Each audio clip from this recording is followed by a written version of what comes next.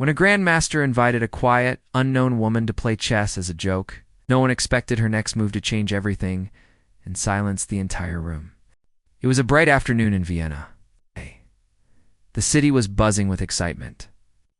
The old town square was full of life, but one place was especially alive with energy: a famous chess club where a special event was taking place. This was not an ordinary event. It was a grand chess exhibition. Several world-famous chess grandmasters had gathered there to entertain, compete, and teach. The room was decorated with banners, tables covered with fine cloth, and elegant chessboards placed neatly for the show matches. The room was large, with high ceilings and tall windows that let sunlight pour in.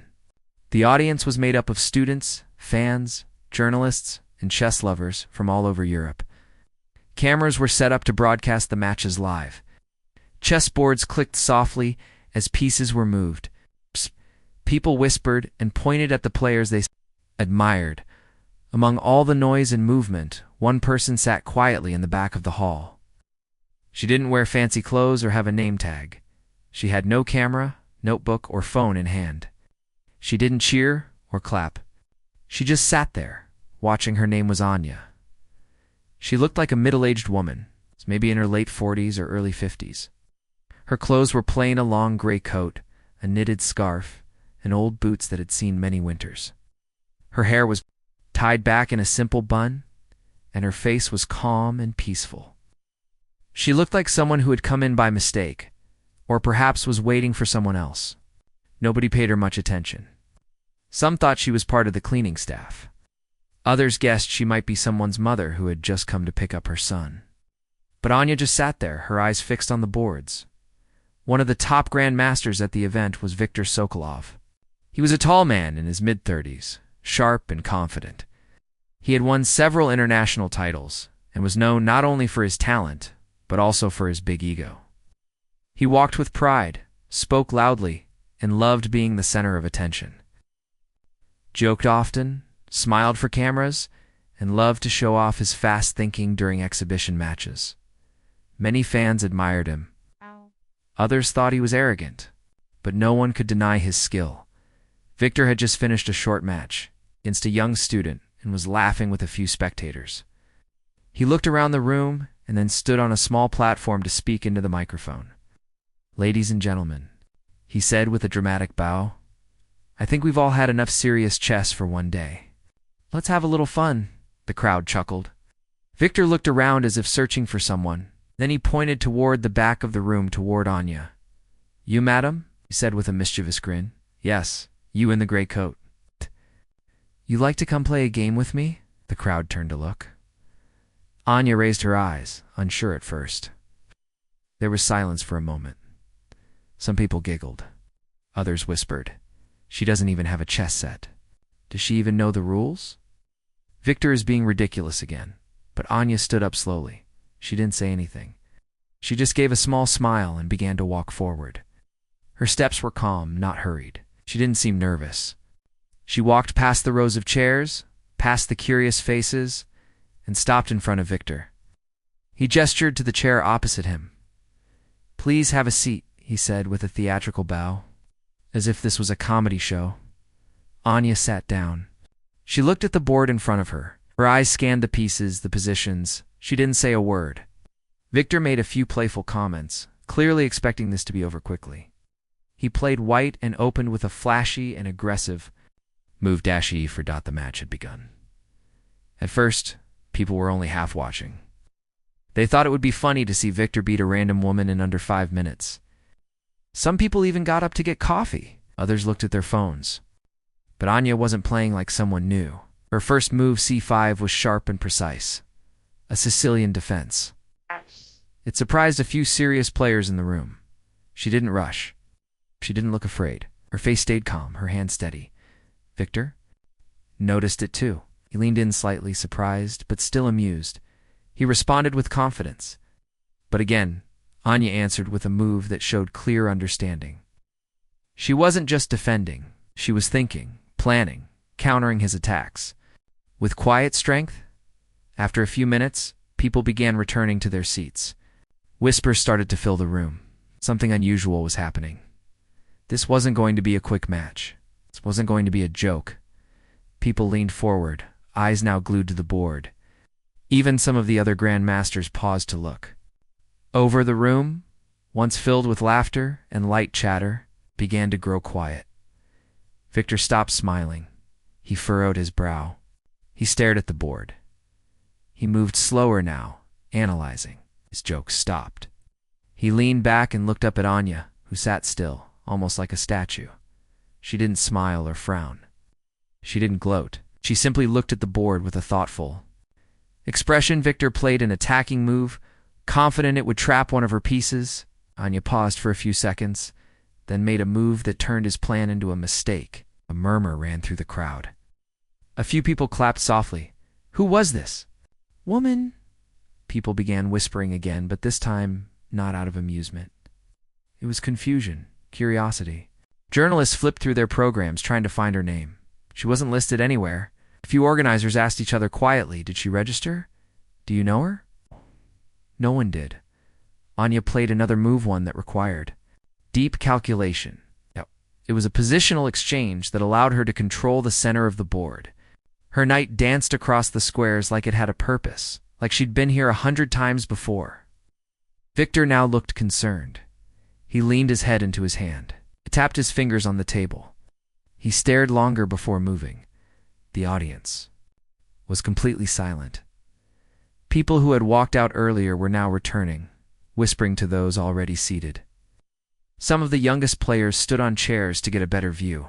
A few cameras zoomed in on the board, the commentators in the back of the room, who were only half watching before, now turned their full attention to the game. Anya still said nothing. She made her moves without drama, without any sign of excitement or pride. She wasn't trying to show off. She wasn't even reacting to the crowd. It was as if the only thing that existed was the 64 squares in front of her. Each move she made showed not only intelligence but experience. She wasn't guessing. She was remembering. Victor made a mistake. It was small, but in chess, small mistakes can be fatal when playing against someone who knows how to punish them. Anya responded immediately. She didn't hesitate. She played a move that placed pressure on Victor's queen. He sat back in, his chair eyes wide. He knew he had misjudged her.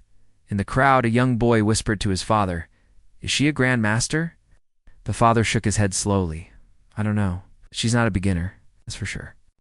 Anya leaned forward for the first time and carefully adjusted one of her captured pawns to the side of the board. Then she sat back, hands folded in her lap, waiting for Victor's reply. He was sweating now. People started recording the match. On their phones, the air in the room had changed. There was a tension that hadn't been there at the beginning. The laughter and jokes were gone. This wasn't entertainment anymore. It was something more. Anya had come from the shadows of the room. Nobody knew her. Nobody expected her. But now, every eye was on her. Every breath was held. Every sound seemed louder in the silence. She'd stepped into the spotlight without asking for it, and she was earning the respect of every single person. In the room, one move at a time, and still. She had not said a single word. The quiet match between the unknown woman and Grandmaster Victor Sokolov was quickly becoming the center of attention in the Grand Chess Hall. The crowd had come expecting to see skilled matches between famous players, but now their eyes were locked on something completely different. A game that started as a joke was turning into a real battle. Victor had expected an easy win. He had invited the woman up as a part of his usual showmanship. When he first pointed to her, the audience laughed along with him. He had done things like this before, picked someone from the crowd, joked around, played fast, and won quickly. It was always meant to entertain, but this time, it wasn't going the way he planned. Anya sat quietly across from him, still wearing her simple gray coat, her old scarf tucked neatly under her collar. Her hands rested calmly on the table, and her eyes followed the board with deep focus. She didn't look worried. She didn't fidget or glance around nervously like most people might when surrounded by so many eyes. She looked like she belonged there. The opening phase of the game had passed, and now they were deep into the middle game. Victor had started with flashy attacking moves, trying to dominate the board quickly. He used a well-known opening, one. that often worked against inexperienced players. But Anya had responded with moves that were not only smart but strategic. She had met his aggression with solid defenses and small counters that made his position unstable. It was clear she understood the game on a deeper level than anyone had guessed. The room had grown quieter with every move. Conversations stopped. People leaned forward. Some of the younger players stood on tiptoes, trying to see the board better. Even the other Grandmasters were watching now, their own matches momentarily forgotten. They were just as curious as everyone else. Who was this woman? And how was she playing like this? Victor was no longer smiling. His posture had changed. He now leaned closer to the board, his fingers pressed to his lips, his eyes narrowing as he studied each piece. He made a move, his rook sliding to pressure. One of Anya's bishops was a test, a way to see how she would react.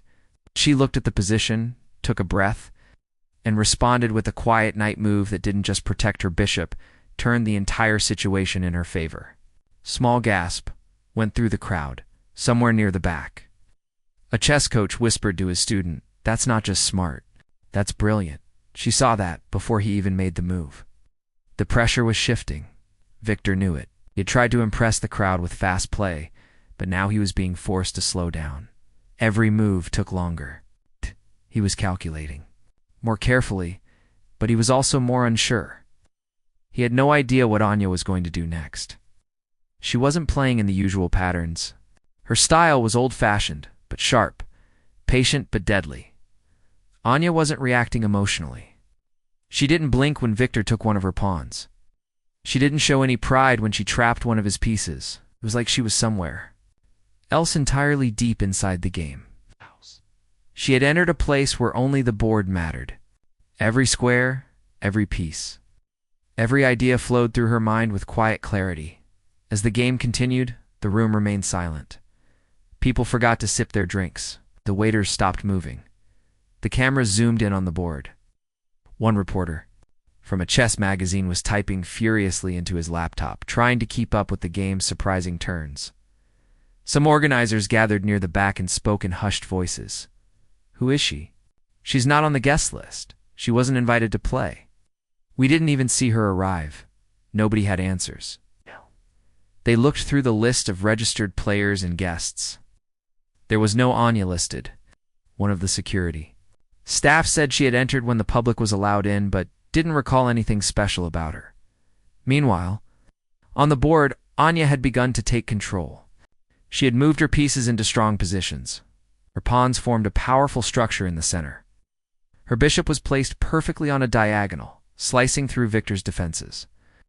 Her rooks were connected and active. Even her king was safe. Behind a wall of protection, Victor tried to regain some ground with a surprise attack, sacrificing a piece to open up Anya's king's side. The crowd held its breath. It was a bold move, risky, maybe even desperate, but Anya didn't flinch. She looked at the new position for a long moment, then moved her queen not to defend, but to counterattack. It was a quiet move. It's not flashy, but it exposed Victor's weakness completely. A wave of whispers moved through the crowd. She saw right through that. She's setting a trap. He's in trouble. The Grandmasters watching the match began nodding slowly. They knew what was happening. They'd seen these kinds of games before, but only from players with deep knowledge and long experience. One of them muttered, "She's not just good, she's played thousands of games. You can tell." Victor wiped his forehead with a handkerchief. His fingers moved slower now. He looked at the board like it was a puzzle he couldn't solve. This wasn't just about saving the game anymore. He was trying not to lose in front of everyone. Anya didn't look at him. She didn't make any comments. She just watched the board and played with quiet confidence. Move after move, she created problems for him. Her pieces worked together like a team. Every time he tried to escape, she cut off his path. Every time he tried to attack, she turned it against him. Somewhere near the front, a chess teacher turned to his students and whispered, "This is what real mastery looks like." She plays like someone who's lived inside the game for years. Still, no one knew who she was. A man with a notebook tried to approach her side of the table, hoping to get her name. but the organizers waved him back. They didn't want to disturb the match. Even they were too focused to ask questions now. They just wanted to see how it would end. Victor looked up at Anya for the first time in several moves.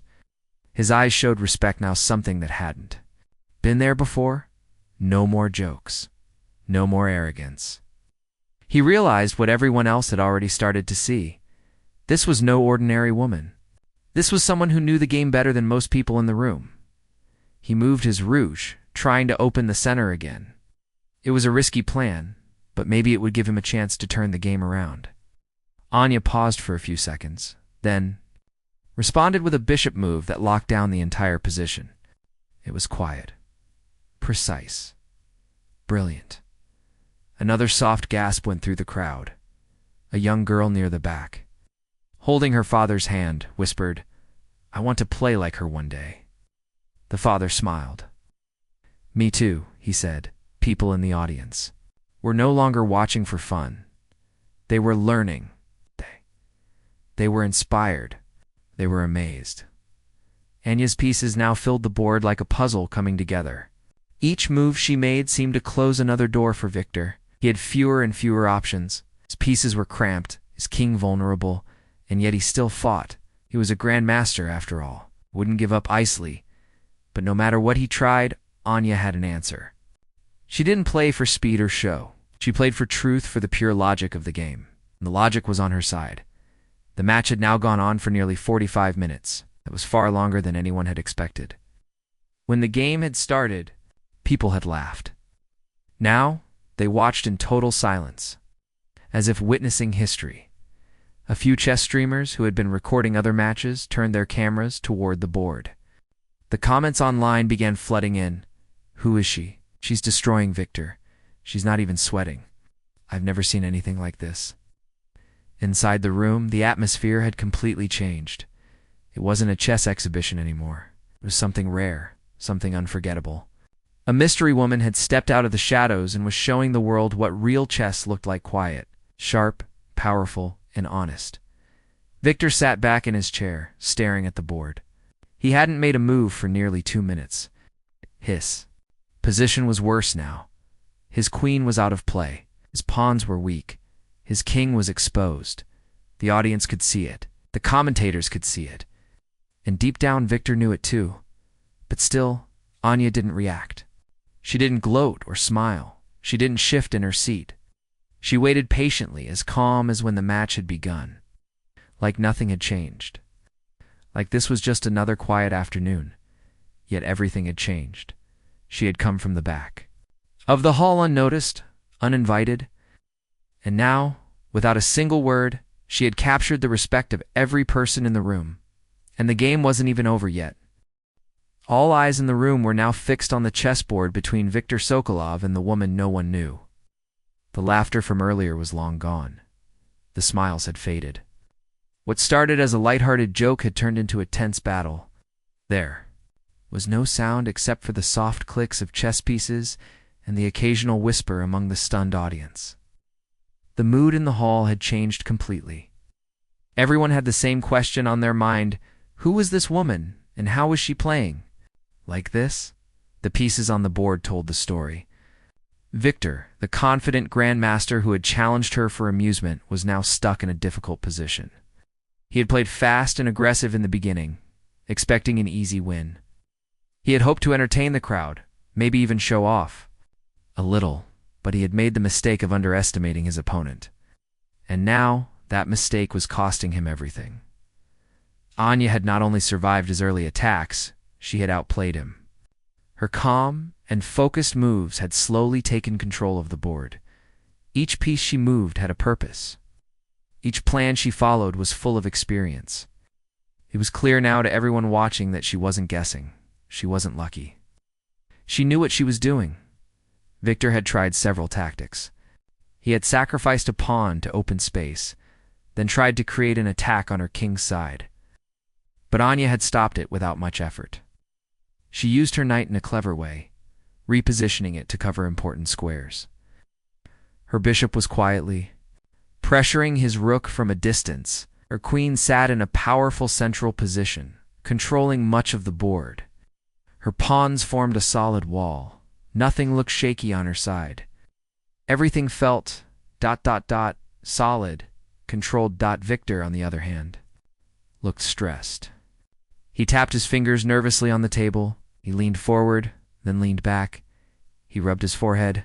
He stared at the board with a serious, even worried expression. Every time he thought of a plan, he hesitated. Anya had created a web H. Move he made only seemed to tighten it. She played a move now that made the whole crowd react. She slid her rook across the board, doubling it with her other rook, indirectly challenging Victor's most valuable piece, his queen.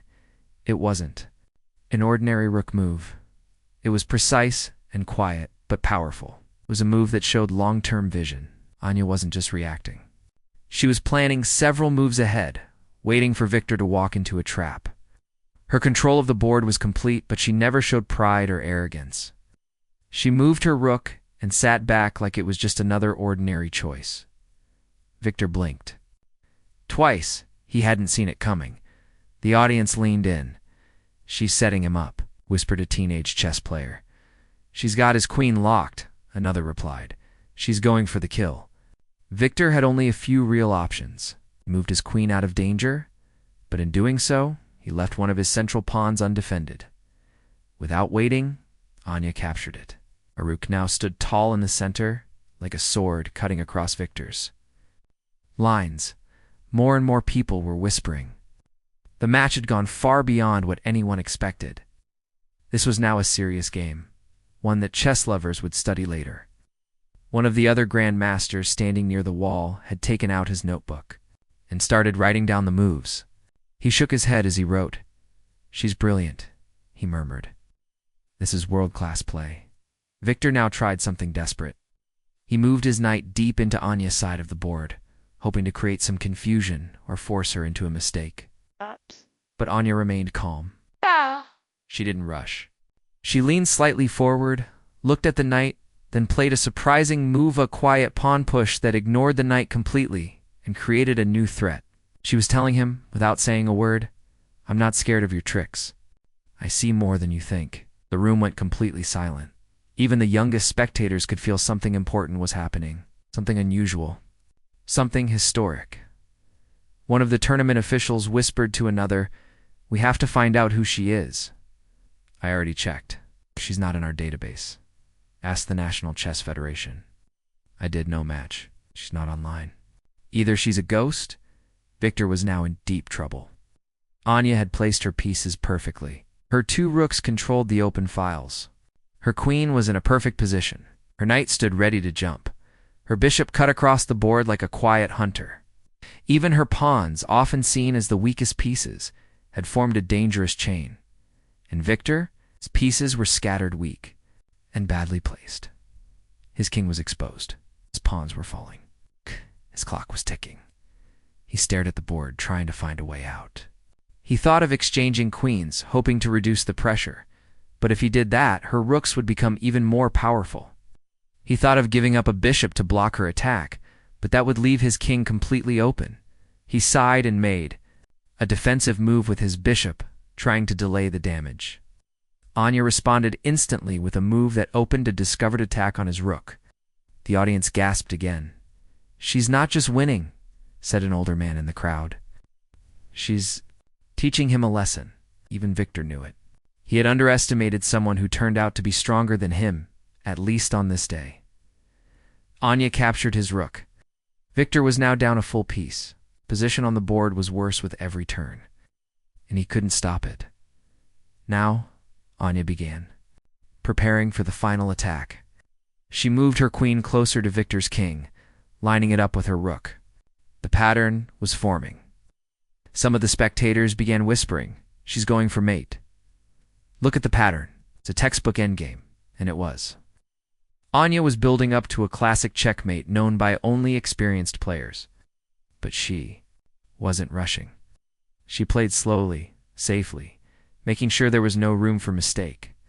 She moved her knight to guard the only square where Victor's king could escape. Then she moved her pawn to control another key square. Victor had no counterplay. He couldn't attack. He couldn't run. His queen couldn't help. His bishop was useless. His knight was trapped. He made a small move with a pawn. Delaying the inevitable, Anya responded by sliding her rook 1 square forward. It wasn't the checkmate yet, but it was the final step before it. People held their breath. The only move Victor had now was to move his king into the corner. He did it slowly, clearly understanding that his time was almost up. Then Anya looked at the board, her eyes calm and steady, and moved her queen into place. Checkmate. The entire room froze. For a few seconds, no one spoke. No one clapped. No one even moved. Victor sat there, staring at the board. He didn't lean back. He didn't sigh. He just looked at the pieces, as if he couldn't believe what had just happened. The silence stretched for a long moment. Then someone in the back began to clap. The sound spread quickly. More people joined. Soon the entire room was on its feet, applauding. It wasn't wild or noisy. It was respectful, deep, honest. They weren't clapping because Victor had lost. They were clapping because they had seen something rare, something beautiful. Anya didn't stand up right away. She sat still, letting the applause wash over her. Her face remained gentle, her eyes still soft. She didn't smile widely or show pride. She simply looked across the board at Victor, then nodded once. Victor finally looked up at her. He stood, stepped around the table, and held out his hand. Anya stood and shook it. No words were spoken between them, but everyone in the room could feel what passed between them. Respect. Real respect. She hadn't humiliated him. She hadn't mocked him. She had just played. She had answered arrogance with grace. She had answered speed with patience. She had answered flash with substance. And she had one. Someone nearby asked, "What's your name?" Anya turned to him and said softly, "Anya Veninko." Another person gasped, "Veninko. That name sounds familiar." And suddenly, a memory returned to one of the older grandmasters in the crowd. He stepped forward, his eyes wide. "Anya Ivanenko," he repeated slowly. "You were a child prodigy. Back in the old Soviet Union, you disappeared. I read about you." Anya nodded gently. "Yes," she said. "That was a long time ago." People crowded around her, full of questions. What happened? Why did she stop playing? Why hadn't she returned sooner? But Anya simply smiled and replied, "Life took me in a different direction." No one pressed further. The woman who had come from the corner of the room had just defeated one of the strongest chess players in the world, and she had done it with grace, skill, and complete silence. And now, everyone knew her name. For a long time after the game ended, no one left the hall. The match between Grandmaster Viktor Sokolov and the unknown woman named Anya Ivanenko had left everyone stunned. The silence after her final move, the quiet checkmate that ended the game, had spoken louder than words. It wasn't just about who won or who lost. It was about what they had all just witnessed. A simple woman with no name tag, no fame, no flashy appearance, had walked into a room full of champions and beaten one of the greatest players with calm hands and a peaceful face. Victor stood beside her now. He's no longer proud or arrogant, but humbled. He had expected to entertain the crowd by playing against an ordinary woman, but instead, she had humbled him in front of the world. Yet there was no shame in his expression now. There was only respect. He shook her hand again. And this time, the applause started once more.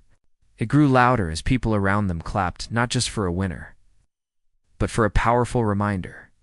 Never judge anyone by how they look. As people slowly approached the table, asking her questions and trying to take pictures, Anya didn't rush to explain herself.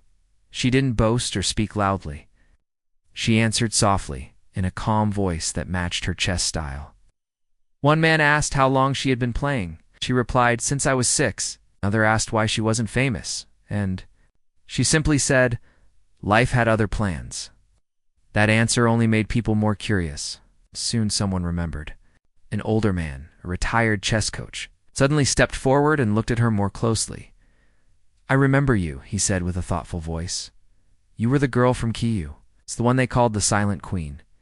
You beat a master when you were 12, didn't you?" Anya nodded. "I remember the newspapers. They said you had a memory like a machine. You played blindfolded and still won. Then you just disappeared. What happened? Anya paused for a moment. Her eyes softened. My grandfather died. She said he was the one who taught me. After that, my family moved. There was no time for chess anymore. The crowd went quiet again, this time not in shock, but in emotion. She had given up her dream not because she wasn't good enough, but because life had pulled her away. Many people in the room had heard similar stories in their own families' dreams left behind for jobs, responsibilities, or tragedies. But what made this story different was that even though Anya had left the game had never left her. Someone asked, "Have you played recently?" She smiled. Only at home, with my son. At that moment, people understood something deeper. It wasn't just a player with talent. She was a woman who had carried chess in her heart for decades, quietly away from the spotlight, without needing trophies or titles. And when the chance came by accident or fate, she showed that her skill had never faded. It had only become stronger with time. By now, tournament officials were gathering around. The director of the event, a serious-looking man in a dark suit, approached her and gently asked, "Would you be willing to play again tomorrow? Perhaps in the main event?" Anya looked surprised. "I didn't come to play," she said softly. "I only came to watch." "But you must," the director insisted. "The world should see you play." She shook her head politely. "I've already had my game." The officials looked at each other, unsure how to convince her. One of them offered to arrange interviews, media coverage, even sponsor her return. 2. Competitive chess. She smiled again, but said, "I'm not looking for cameras. I'm just happy I could play." Just then, Victor stepped in. He had been listening quietly. He turned to her and said in front of everyone, "You don't need to play another game. What you did today will be remembered for a long time." Yeah. Reminded all of us why we fell in love with this game. His words were sincere. Coming from him, the man she had defeated. They meant something more. Someone nearby whispered, "This is going to be all over the internet by tonight." And it was. Within a few hours, the videos taken by phones and cameras had spread like fire online. The video titles said things like, "Unknown woman destroys Grandmaster in surprise match. Who is Anya Ivanenko?" Chess room falls silent. After unbelievable game, people around the world watched the match, shared it, commented on it. Some chess experts analyzed the game move by move and praised her intelligence. Others tried to dig into her history, hoping to find out where she had learned, why she left, and what made her return that day. Back in the hall, the audience had started to thin out, but a few people remained. Some were still talking about the game, while others were sketching the final position on their notepads. Anya, however, had slipped away quietly. She didn't wait for cameras or interviews. She didn't stay to bask in the attention. She quietly picked up her coat, tucked her scarf around her neck, and walked out of the room. A few people noticed and called out to her, but she only smiled and nodded, then walked through the doors and into the street. It was evening now. The city lights flickered above the sidewalks, and the cool air brushed against her face. She walked alone, her hands in her coat pockets, as calm and quiet as she had been during the match. She didn't need fame. She didn't want it. What she had done was for herself, not the world. Back in her small apartment just outside the city, her son was waiting. He was in his 20s, a university student. He opened the door when she arrived. "Did you watch it?" she asked with a warm smile. "I did," he said, eyes wide. "You were incredible. Everyone online is talking about you." She took off her coat and placed it on the chair. "It was just a game," she said softly. "But Mom," he replied, "you beat Viktor Sokolov. That's not just a game." Walked over to the shelf where an old wooden chessboard was kept. It had belonged to her grandfather, and she had played hundreds of games on it as a child. She sat down and set up the pieces. "Let's play," she said, and they did. The next morning, while Anya quietly lived her life, the chess world exploded with her story. Every major chess website wrote about her. TV channels wanted to interview her. Grandmasters tweeted about her. Even Victor posted on social media yesterday, "I met the most inspiring opponent of my career, Anya Ivanenko. reminded us all to never judge a book by its cover. She is the true spirit of chess, the organizers of the tournament offered her. A special honorary award, and the National Chess Federation offered to honor her past achievements officially, but Anya declined both. She appreciated the love, but she had never played for trophies or titles. She had played for the beauty of the game, and yet her match didn't just become a story, it became a lesson in schools across the country. Chess teachers shared the video with their students. "Watch how she plays," they said. "See how patient she is, how calm, how wise." In clubs and coffee houses, people reenacted her moves, amazed at how quietly she turned a joke into a masterpiece. And perhaps most importantly, she inspired thousands of people who had once given up on something they loved, reminding them that it's never too late to return to your passion, even if the world has forgotten you. That one quiet game, played by a woman who came from the back of the room, changed the way people thought. It's not just about chess, but about humility, respect, and the hidden strength inside ordinary people. Because sometimes, the most powerful people are the ones who never raise their voice. They just make their move and the whole world listens. The sun rose gently over the city as the world woke up to the story of Anya Ivanenko. Newspapers, websites, television channels, and social media were filled with her name. Photos of her calm face sitting across from Viktor Sokolov appeared everywhere. The video of her final checkmate had gone viral overnight. Millions of people had watched it. The comments were endless. Some people were amazed by her skill. Others were inspired by her quiet strength. Many were simply in awe of how she had remained so calm and respectful even in the middle of such a powerful moment. But while the world was talking about her, Anya's life remained the same. In her small apartment outside the city, she made tea in the morning, just like she always did. She watered the 2 small plants by the window.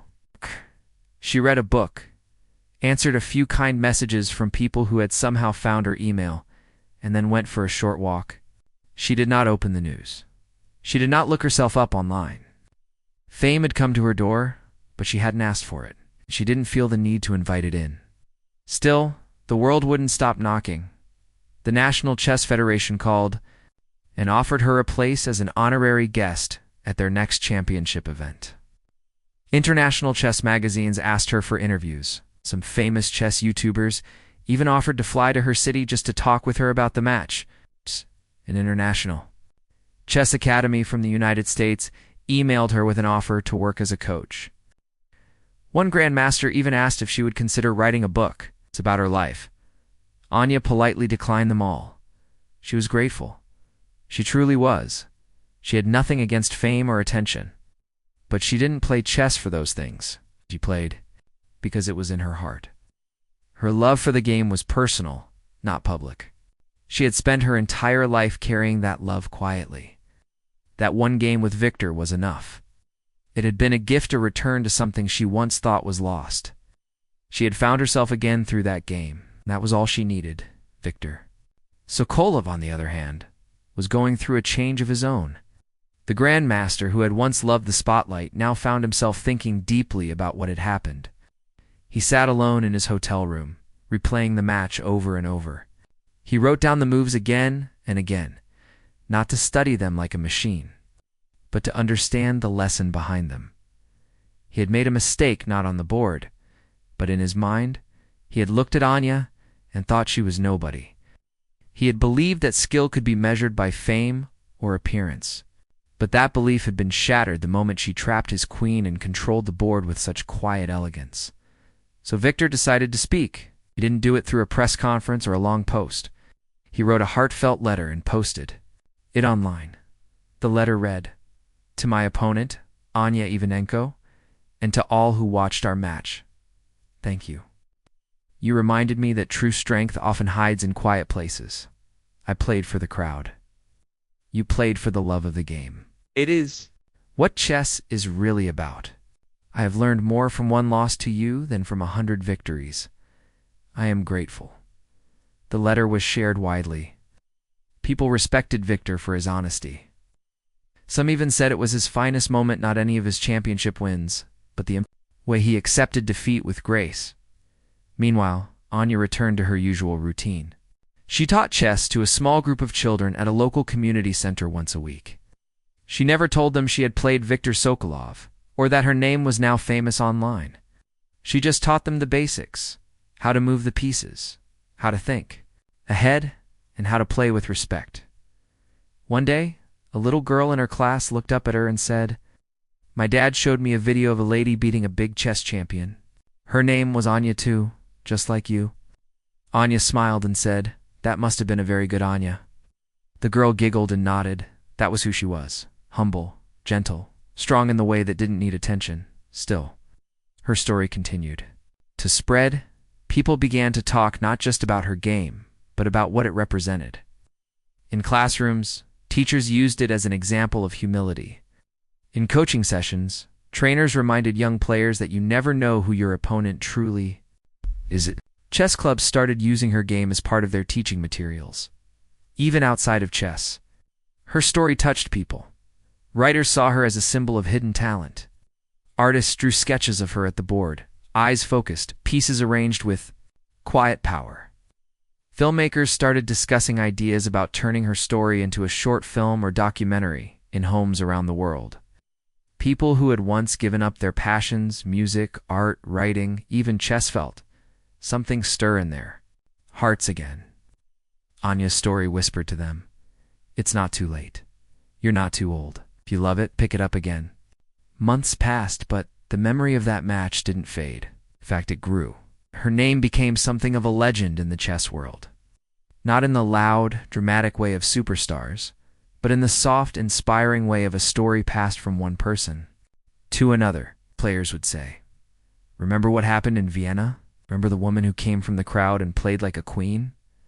Anya didn't care about that. She didn't need the legend. She had found something more important: peace.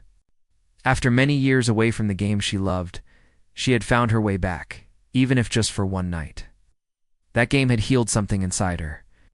It had brought back the memory of her grandfather, who had first placed a pawn in her small hand and said, "This piece may be small, but never underestimate it."